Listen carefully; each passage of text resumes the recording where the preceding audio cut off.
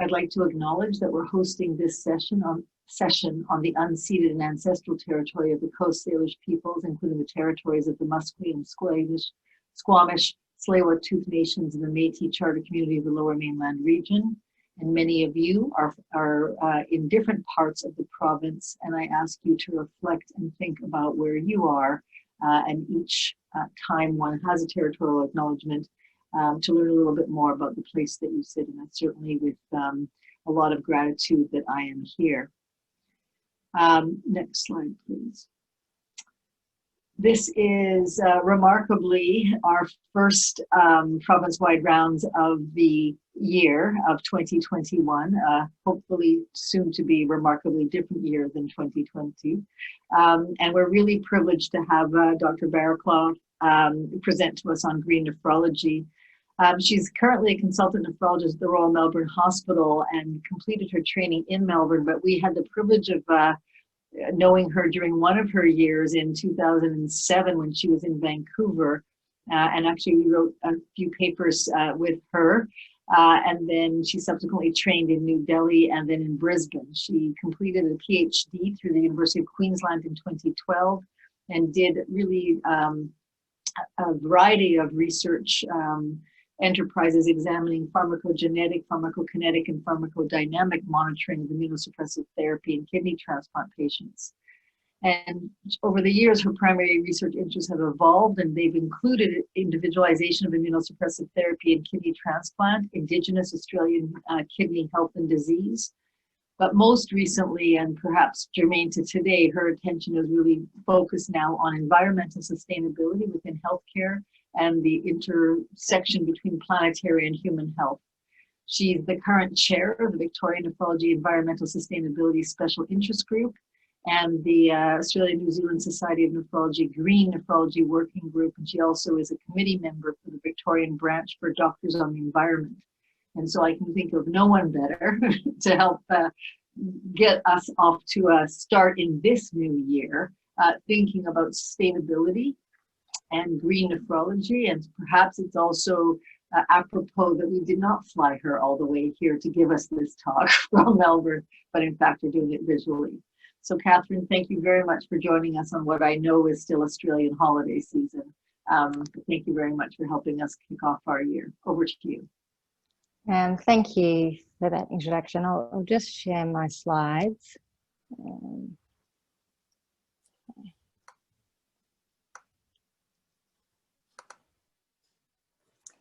Can everyone see that?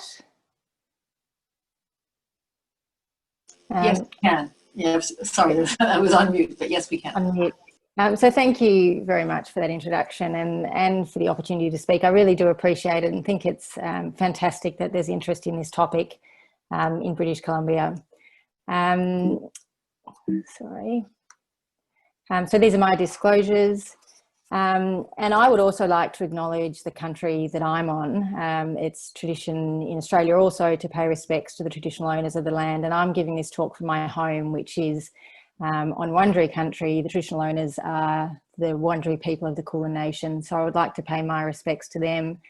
In the context of this talk, I suppose I would particularly like to acknowledge the very deep connection that Aboriginal people have to Australian land and the way they cared for it for really tens of thousands of years before colonisation.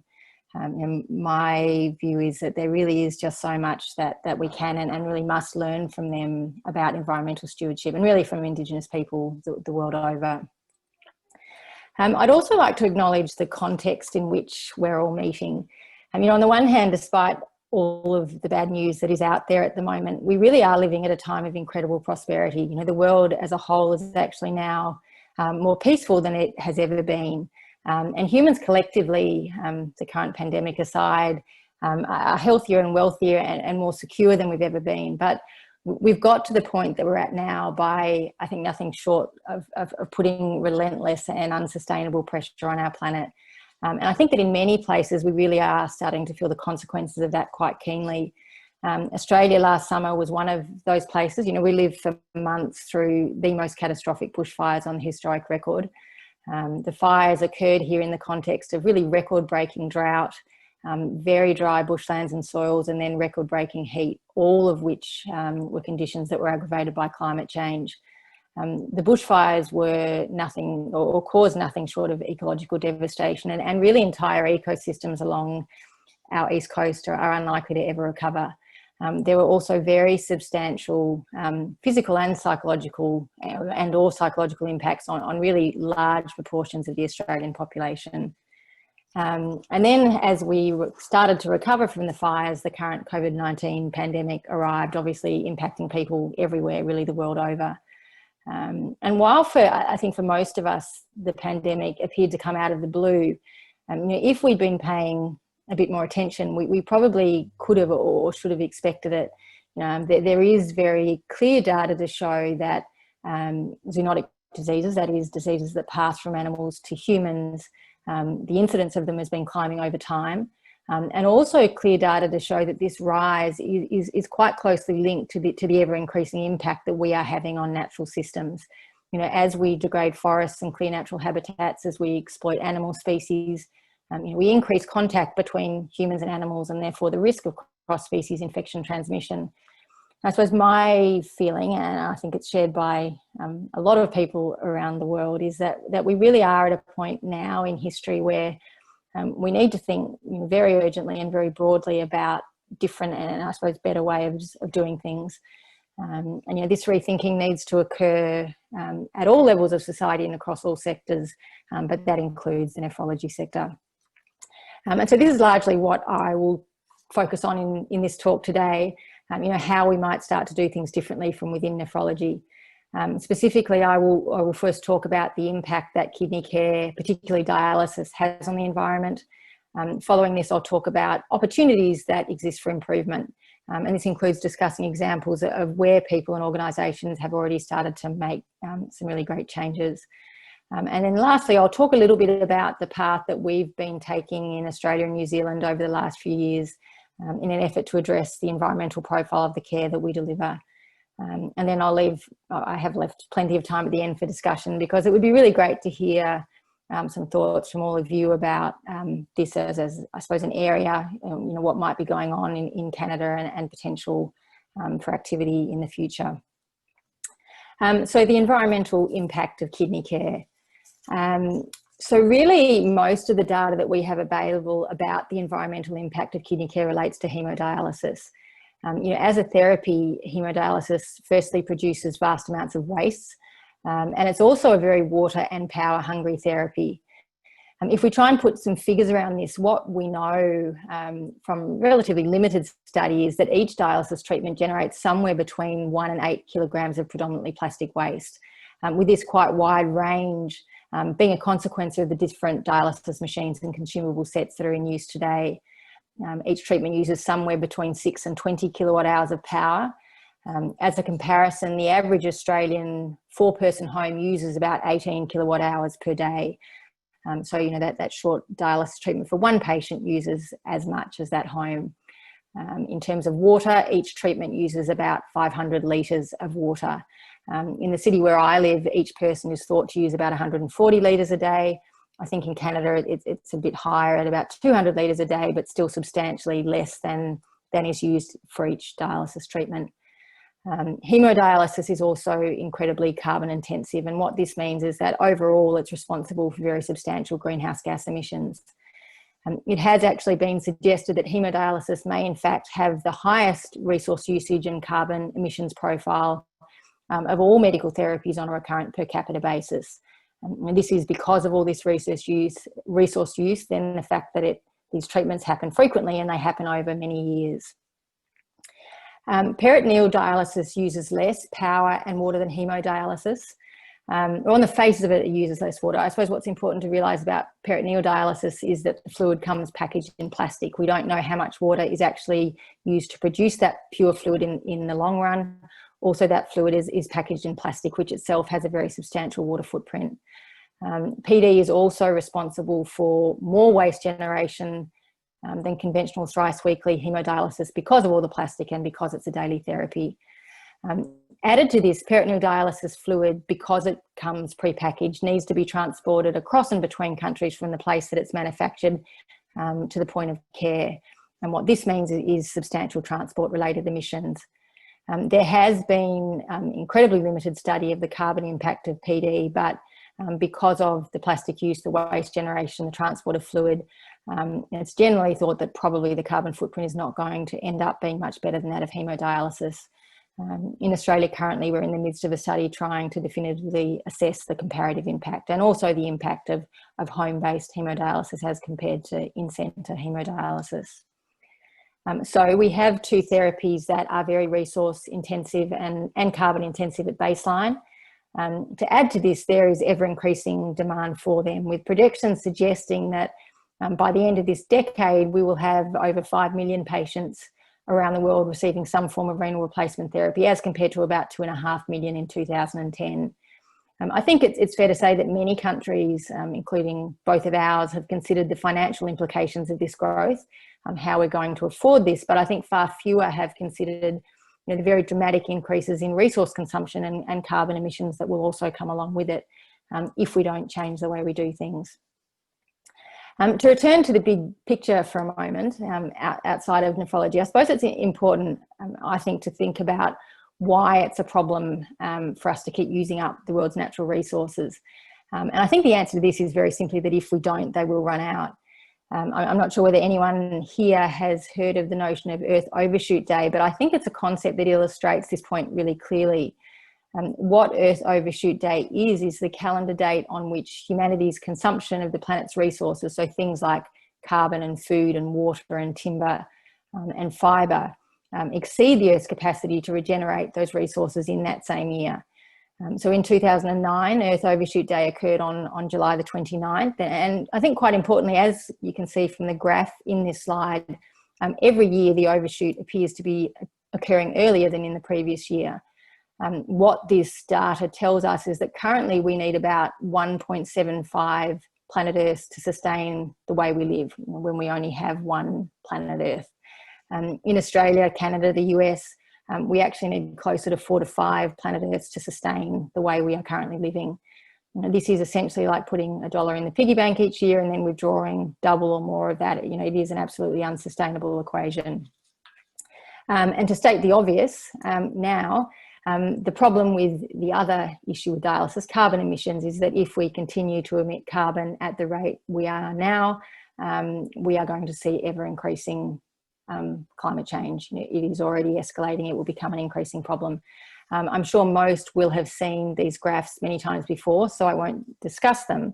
But I think it is important to make clear that it's not just our natural environment, our economies, and things like social stability that will be affected by climate change, but it's also our health that will be impacted. The magnitude of the health threat from climate change is large. It has been repeatedly recognised as the greatest global health threat facing us this century, and the thought is that over time it will dwarf the impacts of the current pandemic. And very relevant to all of us, climate change not only impacts public health, but it also specifically impacts kidney health. In the interest of time, I won't go into this in any detail, but suffice to say, as a consequence of climate change, we can expect to see more acute kidney injury, more chronic kidney disease, more stone disease over time. And it's also very likely that climate change, through its impacts on social and health infrastructure, will increasingly have a disruptive effect on our ability to deliver care to our patients. So I suppose all of that is the rationale for needing to do things differently. Now to talk on the sort of more positive side about what we can do, so opportunities that exist for improvement. I think when talking about improvements, waste is often a really good place to start. The reasons for this are firstly that waste is very visible, and it's also something, or because of this, something that bothers many people who work on the floor in dialysis units. It's also something that these same people, so clinical staff in dialysis units, have a fair amount of control over. Added to this, when you decide to improve waste management, this typically doesn't require any upfront injection of money, which is always helpful. And over time, waste improvement can save a lot of money. To provide a bit more background about waste in healthcare, there are generally 3 main healthcare waste disposal streams, and they are clinical or infectious waste, general waste, and then waste for recycling. To mitigate the risk of infection, as I'm sure most will know, clinical waste must be treated before disposal. So typically that is either incinerated or chemically sterilised before it goes into landfill. This or whatever treatment occurs of that clinical waste, it comes at very high environmental and financial cost. The dollar amounts on the bins in this slide apply to my hospital, but the fact that you pay more for disposal of clinical waste will be consistent across hospitals and regions and countries. Generally, the cost is 5 to 10 times more than it is to dispose of general waste. In contrast, general waste goes directly into landfill, but once there, the toxins from the waste can leach into soil and groundwater, and they can become environmental and health hazards for many years. In contrast, again, optimal recycling is better. It reduces resource usage as compared to manufacture of products made from virgin materials. I suppose the issue with recycling is that capacity to do this varies substantially by region and country, as does the cost.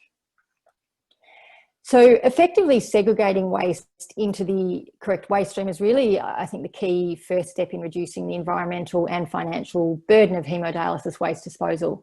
This is really well illustrated by this study that I've put on this slide that has come out of Italy.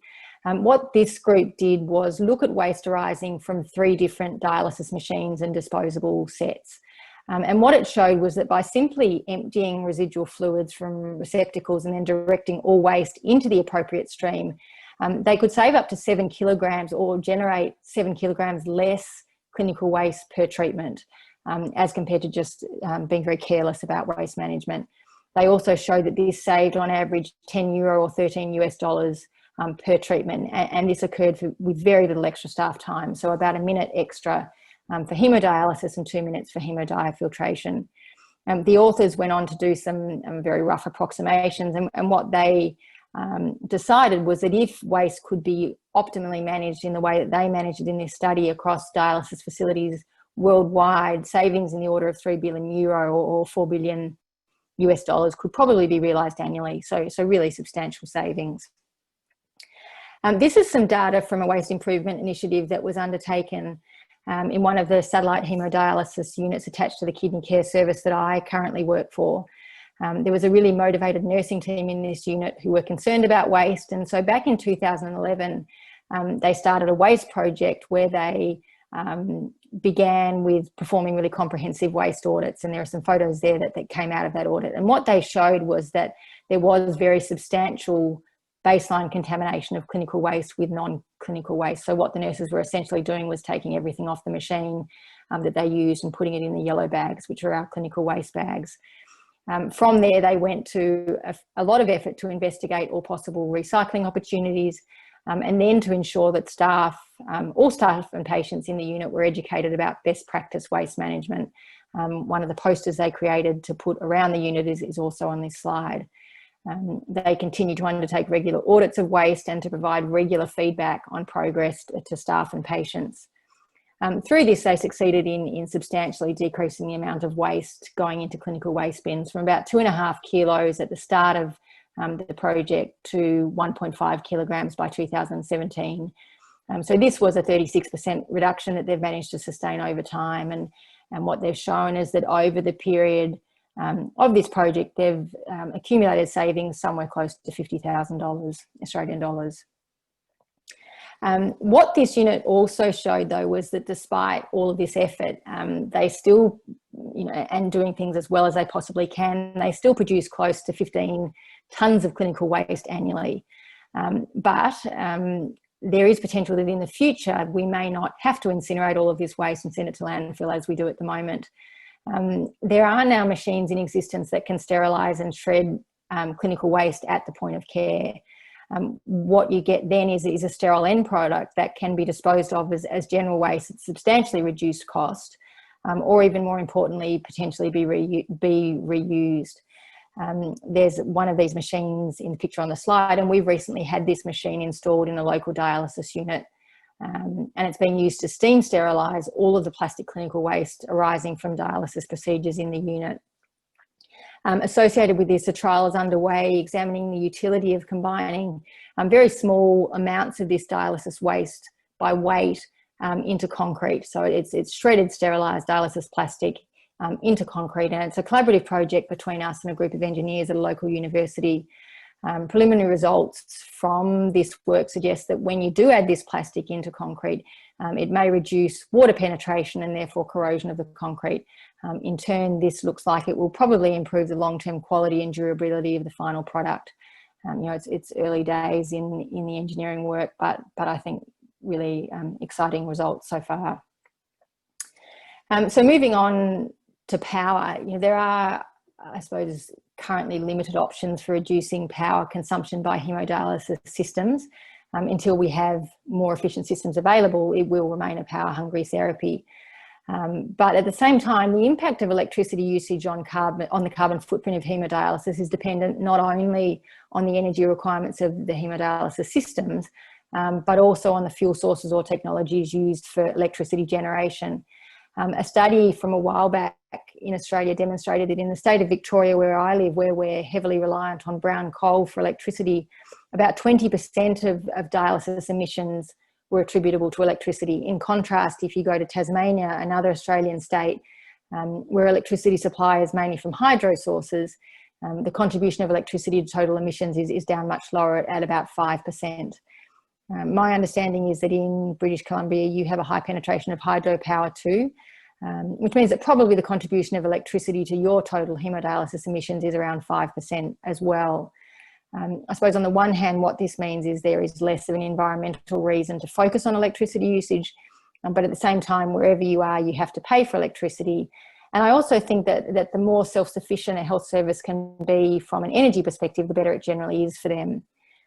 This is where it can be worthwhile considering local on-site solar system installation.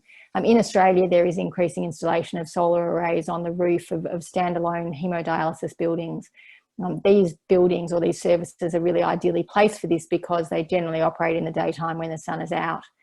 There has been, I suppose, limited formal reporting of the benefits arising from solar energy usage in hemodialysis, but there was one Australian unit that wrote up their experience a number of years ago. What they did was install a relatively small system on the roof of their home hemodialysis training unit. And what they achieved through this was a reduction in grid power consumption by about 90% and a reduction in power costs by about 75%. At the time, the system was installed about a decade ago, the cost was very high. And so return on investment was estimated to be probably in the order of 7 to 8 years. Quite importantly, though, in Australia and the world over, the cost of solar system installation, it has really plummeted, with the consequence that a similar size system now here would probably be paid back in about 2 years. And after that, there would be cost-free power for the life of the system, which is usually in the order of about 20 or 30 years. And then the third major natural resource used by hemodialysis, and that's water. I suppose water too is potentially more of an issue in Australia than it is in Canada or parts of Canada. In some of the more rural and remote parts of Australia or towns in Australia, there is getting to the point where there is no longer enough to drink, let alone support dialysis in the summer months. So water is perhaps something we think about more than other places might. This said, I don't think that any world region can be too relaxed about water. The United Nations tells us that by the end of this decade, some 2/3 of the world's population may face water shortages, and that water scarcity has the potential to displace somewhere between 20 and 700 million people, and that's an impact that will be felt by everyone. And I think it's very fair to say that water will become an increasingly precious commodity over time as our climate warms further. So the issue of water usage in hemodialysis arises largely because of the way we purify it, specifically because of the inefficiency of reverse osmosis. I'm sure many here will know, or listening will know, that for hemodialysis, what happens is feed water is passed through charcoal and then sand filters, and then it's forced using hydrostatic pressure across a semi-permeable membrane to remove any remaining dissolved salts. And that last bit is the reverse osmosis. The result of this is very high-grade water that's ready to go to the patient. The byproduct, though, is a very high-volume effluent known as reject water.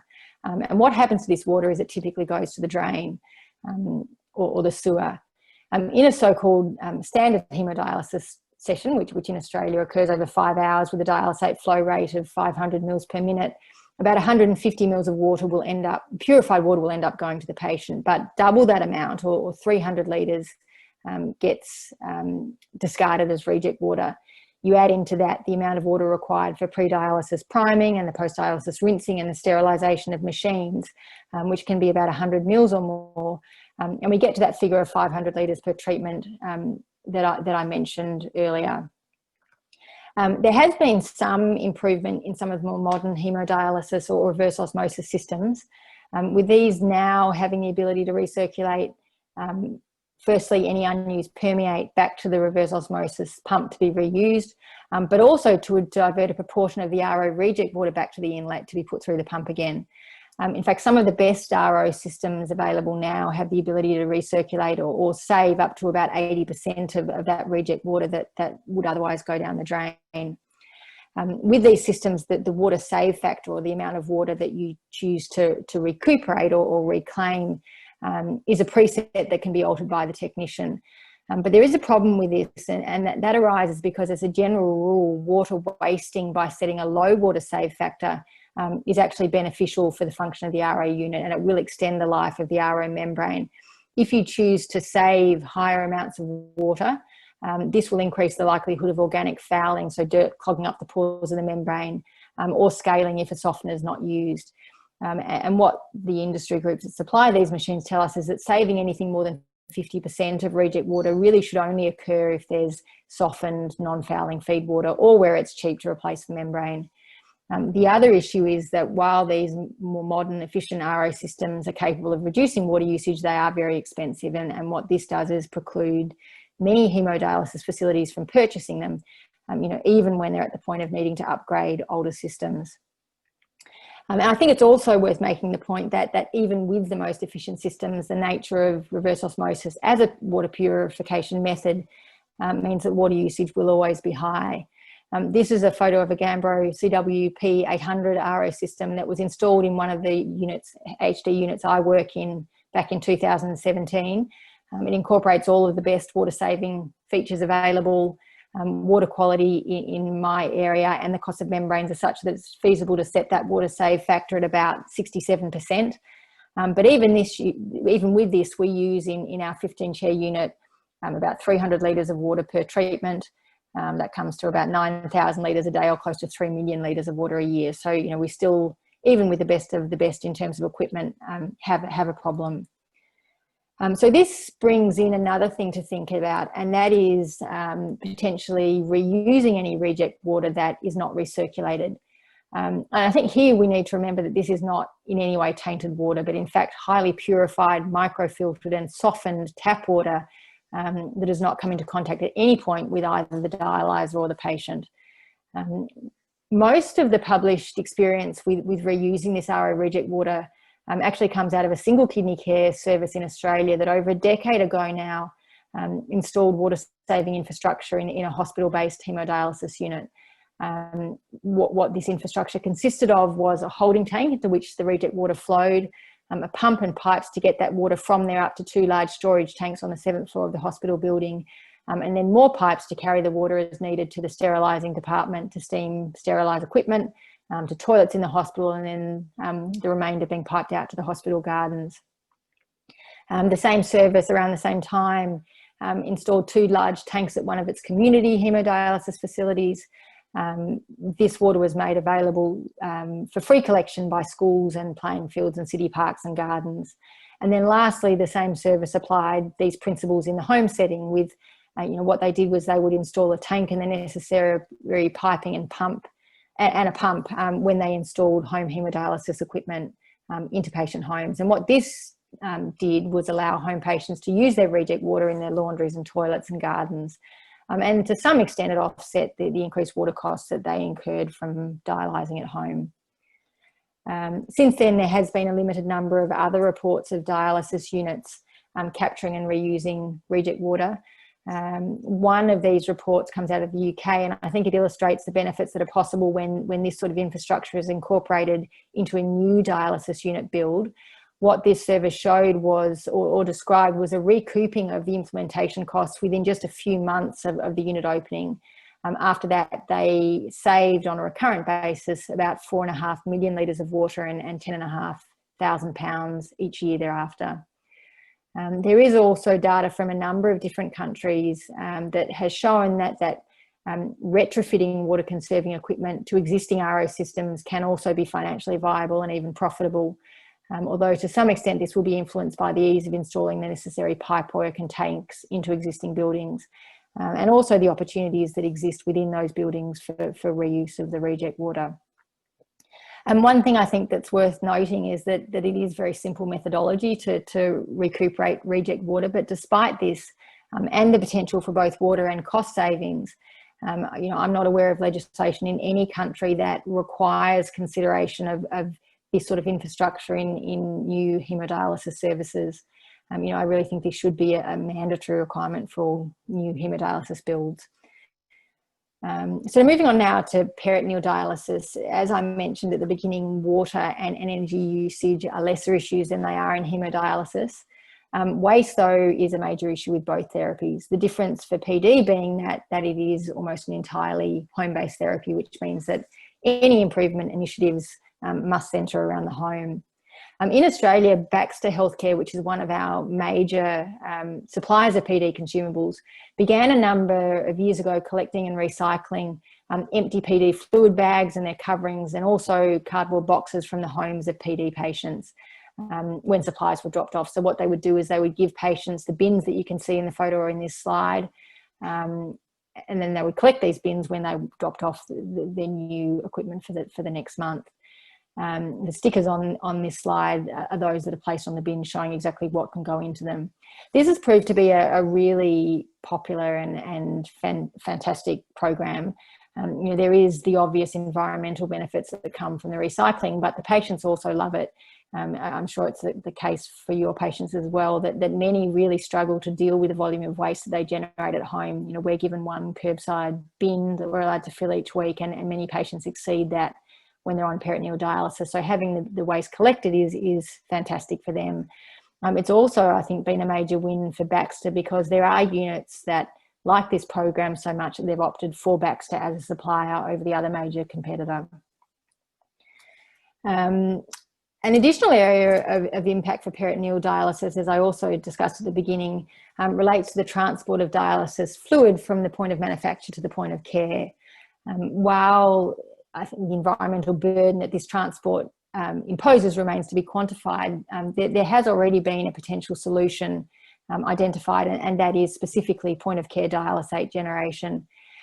So on this slide, I've got the Ellen Medical Dialysis System. What this is a PD-based system that includes this miniature distiller that's capable of producing very pure water from any source. What happens then is that this can be locally combined with concentrate to produce dialysate, and this in turn circumvents the carbon impact and the cost of transporting many thousands of litres of dialysate across and between countries to each PD patient annually. The other thing is that because this distiller is highly efficient, water wastage from the purification process is minimal. So apparently water wastage is in the order of about 10% in hard water areas, as low as 2% in soft water areas. If we think back to the previous discussion about reverse osmosis in hemodialysis, which wastes up to two-thirds of the source water. So this is substantially more efficient. Other environmental benefits is that the system has been designed to run off solar power. Also, it's light and portable and can be manufactured and sold for less than 1,000 Australian dollars. Actually, this system was originally designed to address not environmental problems, but to address the problem of the many millions around the world who need dialysis but can't afford it. And that's where the low cost of manufacture comes in. But it also does have the potential, I think, to substantially lower the environmental footprint of PD if used as an alternative to currently available systems. The design prototype for this system is now finalised, and my understanding is that the human trials are due to commence any day now. And I think, as I put at the bottom of this slide, really importantly, the designer of this system has also developed detailed plans on how this technology could be used for not only more affordable but also less resource intensive hemodialysis. So I think, you know, this is a really exciting advance for the nephrology sector, and one that we will hopefully hear a lot more about over the next few years. So changing tack a little bit now, most of what I've spoken about so far has been quite specific initiatives to improve one particular environmental issue in dialysis, and for the most part these have been undertaken by individual dialysis services. But I want to speak for a moment about two broader initiatives that I think show how much more can be achieved when environmental improvement is given a place of priority, you know, by a whole organisation or even a country. The first comes from NephroCare France, with NephroCare being the European network of dialysis units belonging to Fresenius Medical Care. Back in 2005, NephroCare began collecting data on electricity and water consumption and waste production from each of its dialysis centres in France. You know, so they started with this simple act of just measuring resource usage, which is something that, you know, I think is really done in dialysis. But what this did was allow for the development of firstly key performance indicators from their environmental improvement targets, and then action plans to allow these targets to be met.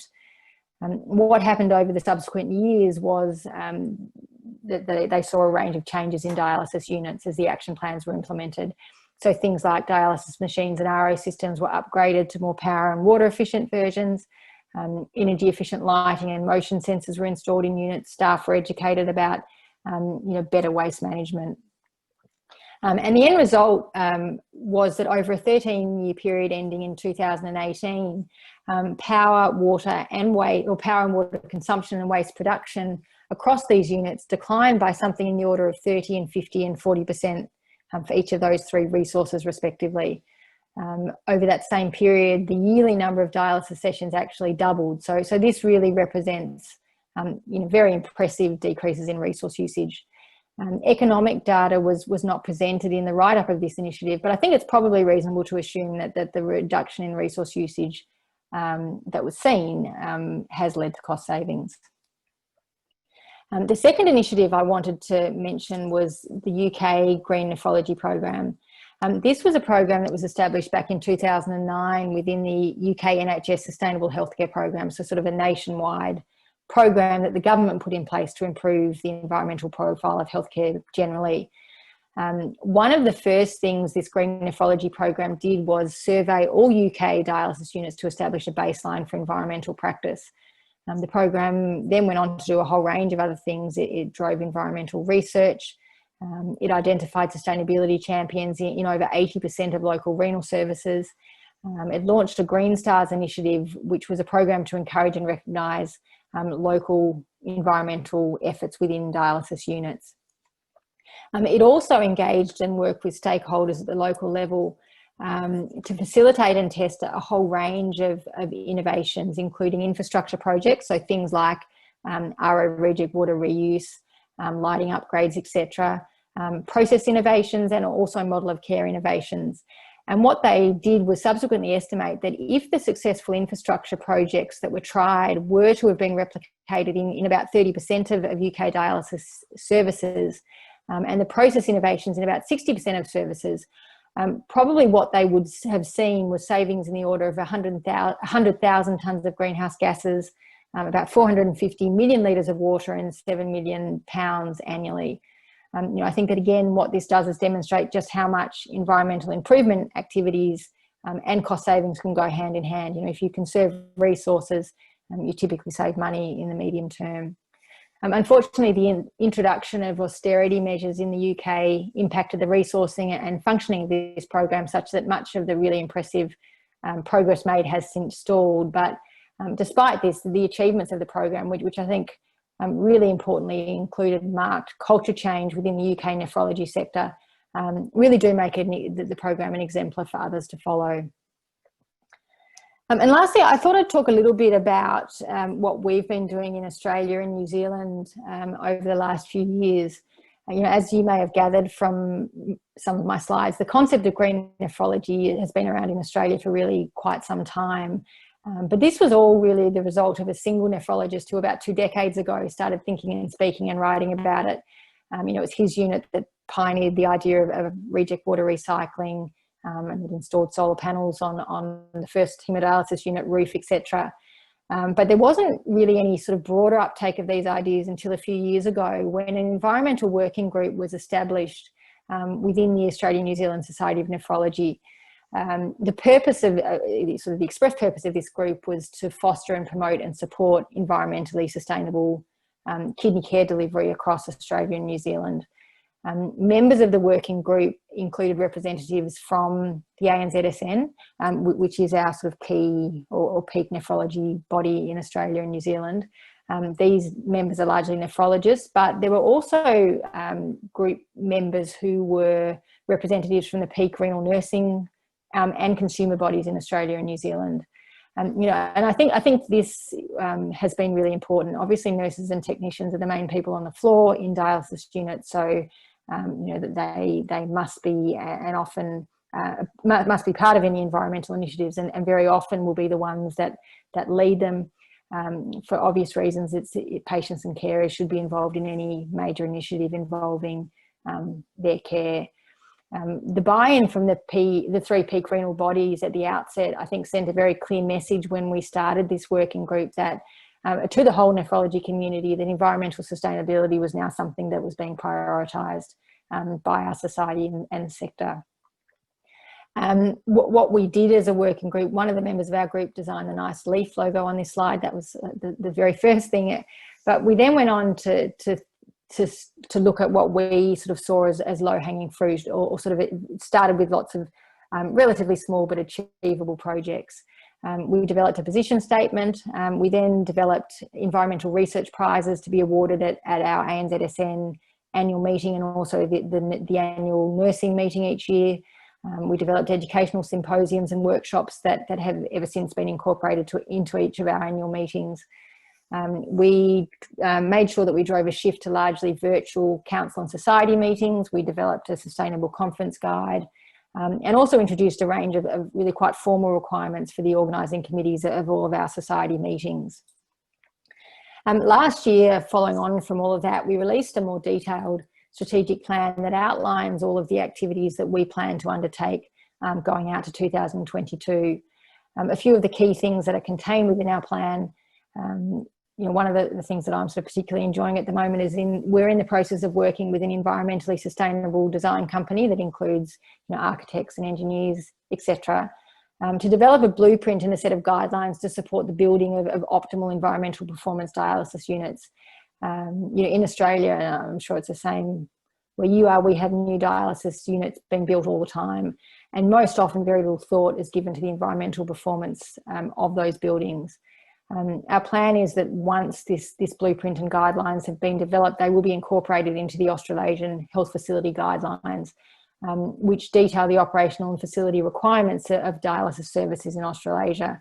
You know, what we hope this will achieve is for it to become routine and expected that dialysis units are built with environmental performance at front of mind.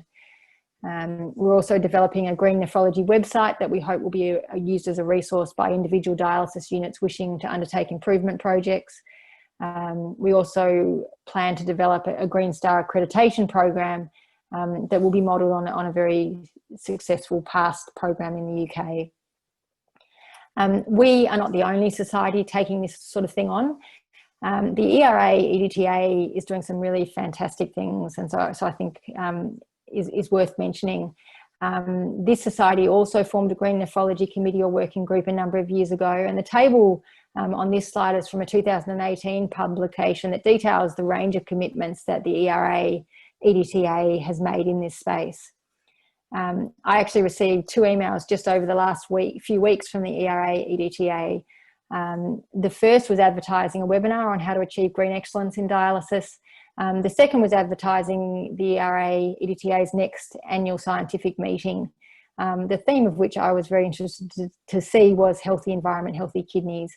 And you'll notice, as I've circled on the slide, the second plenary lecture is about climate targets.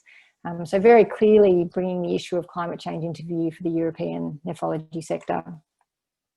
The Italian Society of Nephrology has published a position statement on eco-dialysis.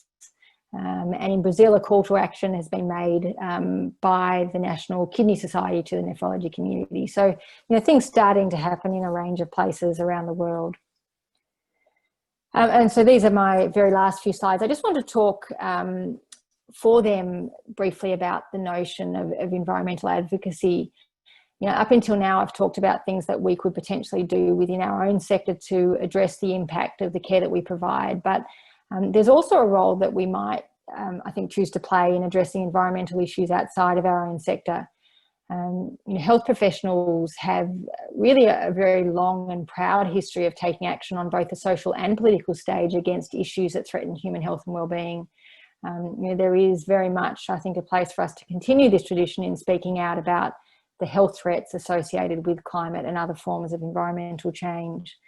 You know, if we choose to do this, I think it's important to recognise that when we do speak out, we have a very powerful voice. You know, on the whole, as health professionals, we're trusted and respected members of society. In the case of climate change, I think health has the ability to really change the conversation. You know, what it does is it has the ability to put a human face to what can otherwise be a very abstract concept. And, you know, and therefore, if we make the case for climate change as a health issue, we're likely to achieve far greater resonance and reach a whole different lot of people than we might otherwise if it were just looked at as an environmental or economic issue. You know, I feel it is important for us to speak out either personally or as a sector, you know, to highlight that climate change and other forms of environmental degradation are health issues, and to exert pressure on the powers that be, whether that be government groups or industry, to drive emission reductions within healthcare, but also more broadly. So just to sum up, I suppose my three take-home messages are that, you know, it's relatively clear that we are stretching our planet past the limits of its ability to support us. Kidney care, and thereby we are contributing to the problem.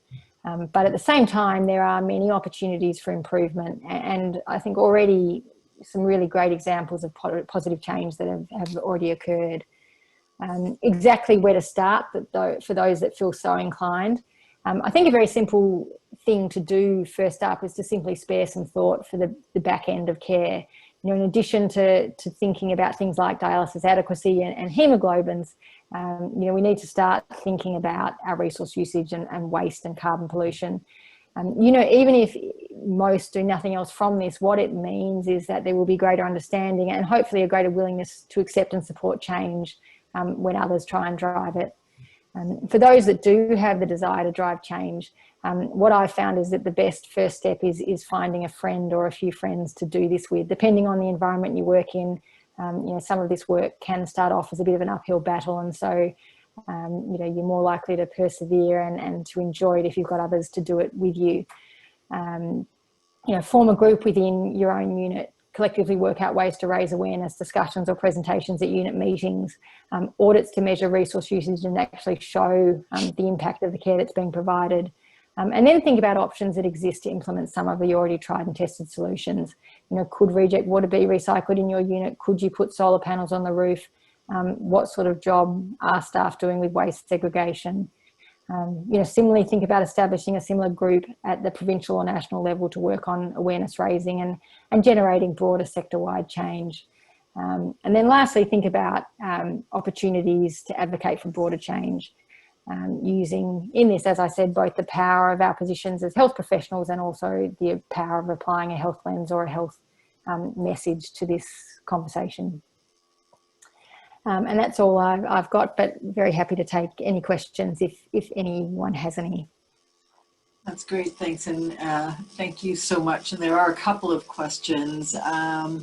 And you know, you in your last or second to last slide, certainly you began to answer Carolyn's question. First of all, thank you for truly inspiring us to think more broadly. I think it's wonderful the work that's been done, and I think it's sort of a bit shameful that as a province that considers itself pretty eco whatever, we don't seem to have actually embraced this formally the way others have in Europe and Australia. So it's really a bit of a call for all of us. You know, I think to Carolyn's question, which I can see that you may not be able to see, is how do you establish a green nephrology program locally? And I think, you know, you said it, like we find some like-minded humans within the context of our environment, and we begin to do things like raise awareness and measure, and this talk at the beginning of this year is very much part of that. Yeah. And I guess any other, I mean, maybe there's a different kind of moral imperative in the context of, you know, COVID and what we know about health and environment and that interaction and promoting zoonotic infections, etc. Perhaps it's sort of a bigger call. One of the other questions was, is there anything else that Baxter has done to demonstrate their commitment to greener nephrology in Australia above and beyond the bins? Yeah, I mean, Baxter's done some fantastic work in lots of areas. I think most of it is to do with their own operations. They've got a sort of target of carbon neutral operations, and so their plant is really, or the production plant is really quite impressive in terms of energy usage and the recycling that goes on there. I think the really great thing about Baxter taking this on is the sort of byproduct of that is that the other companies have sort of taken up the challenge as well. So I think that sort of industry competition is really fantastic. But I suppose the other part that's really important is that from our side, if we say we want that, that really spurs them on as well. And you know, the minute that we show an environmental program is popular, you know, they're going to start doing more of it. Going back very briefly to Caroline's question about establishing these sort of programs, I think one thing that's really important in addition to sort of finding friends is finding a really good place for the program to sit. So if you just sort of decide as a group that you want to do something but don't have the backing of an organisation or something with more clout, you're less likely to achieve things. So, you know, I know that in our state, which is like your province, we sort of went into the Department of Health and set up a working group a number of years ago within that.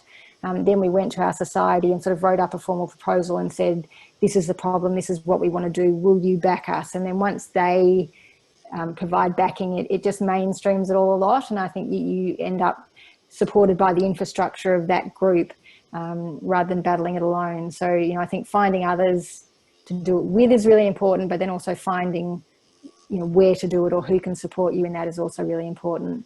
You know, I think, you know, national societies are a really obvious place to start, but as I said, health departments often have places in them too where they're willing to support this sort of thing. Yeah, and I think Carolyn Stigant has done a little bit of research already and has found some local people as well as some university students who are incredibly motivated to change the planet. And so I think Carolyn's planning on giving a bit of a follow-up talk in about 3 months' time as to all the things and resources that do exist within our environment and how to do that. Another question that Claire had was, first of all, again, another compliment. It really was, and it's an outstanding talk and outstanding for us to frame this in this way in this moment. So wondering whether or not you've been involved in any work on biodegradable or reusable materials for dialysis treatments. No, I mean, I didn't go into this at all, but I think that is something that's really lacking with dialysis consumables. So, you know, there's some great work from Baxter looking at, so in Australia, we still use PVC for most of our dialysis consumables. My understanding is most of the rest of the world don't because of the many problems with PVC, but we have a PVC recycling program through Baxter now. Fresenius are also looking at recycling their plastic products and then finding a use for them within their own operations. So there's some work looking at whether they may be able to recycle the plastic and use it for some of their medication bottles, etc. But there's really, as far as I know, very little work that has gone into actually looking at eco-friendly or biodegradable or compostable plastic alternatives. And I think this is something that really needs to happen more. You know, recycling will only ever go so far. I mean, it's certainly not the long-term answer. I think probably Europe will be the place where that work comes from. You know, they're doing a lot of work on the sort of circular economy, and so hopefully healthcare will be part of that, and we'll start to see more, you know, truly eco-friendly consumable products over time. Yeah, I mean, there are some initiatives, as you know, like the Dialysis Innovation Initiative in Seattle, which isn't about sustainability, but actually could very easily incorporate not just new ways to do dialysis, but rather incorporate new methods and substances. And certainly working with engineering departments, there's a lot of initiatives at UBC looking at coupling engineering students or engineering programs with medicines to solve problems like this. So I think with that increased awareness will come some of these novel collaborations. Yeah, I think those collaborations are really important. I mean, it's been fantastic, as I said, working with the architects and engineers with our guidelines for dialysis units. I mean, they've just got knowledge that we will never have, and you know, we can design health facility guidelines, but until you bring in those people with extra expertise, you only go so far. Yeah, there is, I guess, perhaps quite parting for the last couple of minutes. A question: if we reduce our footprint but keep adding more and more humans to the dialysis team, how will we ever make an impact? Is there any discussion in your groups regarding setting more appropriate goals of care for our elders? Humans' obsession with living forever cannot be sustained. Yeah, I mean, I think that's a very good point. And it's also a point that, I mean, for its own sake, we should be thinking about how to best promote and design conservative care pathways. I mean, that should happen even if it weren't for the environmental problems of dialysis.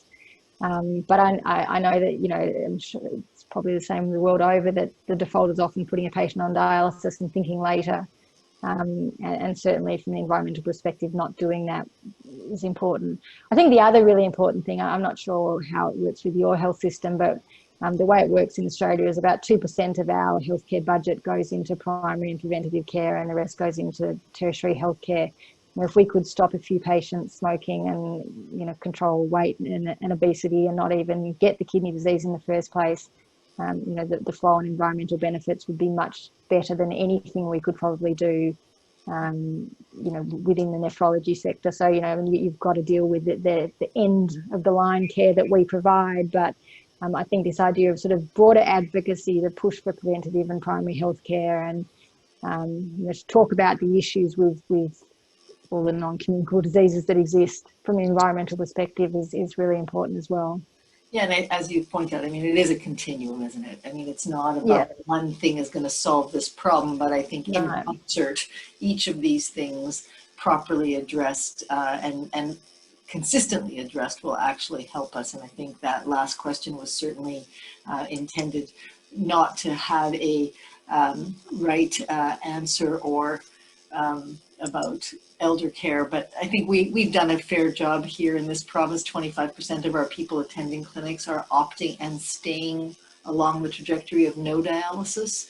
We've not converted that into a potential environmental savings, but again, part of I've learned, I think we've all learned from your talk, is that the more you can package the various entities into not just cost savings, but environmental savings and greenhouse emission savings, might actually help us to always think about these things a little bit more clearly. So that's really helpful. So I think that one of the things that Carolyn wants us to do as a community for the 38 people that were on the call and the 34 people remaining is to really think about who in your various health authorities and renal programs would like to join Carolyn Stigant as our local champion to continue some of the work. And there will be a bit of a call out after this, but something to sustain. Katherine, your enthusiasm for this and dedication to it. And then perhaps we'll invite you back to hear what we've done in 3 or 4 that'd be great. minutes, especially for you at this time. So we are, pardon me? That'd be fantastic. Yeah, no, it'd be nice to have you included in our ongoing conversations and any data that we may collect, etc. So we are exactly bottom of the hour with 2 minutes over, which is when we started. So I want to really thank you for being flexible and giving up your holiday Friday, and to all of you on the call, because this is it's our alternative time for province-wide rounds. It's either 7:30 in the morning Friday or 5:30 on Thursday. So thank you all for being flexible. Katherine, for the thought and rigor which you put into not just this talk, but all the things that you've done and are doing. And to all of us, a challenge to work together across the different continents to try and make this better. So thank you. Appreciate your time. Thanks for having me. Bye. All right.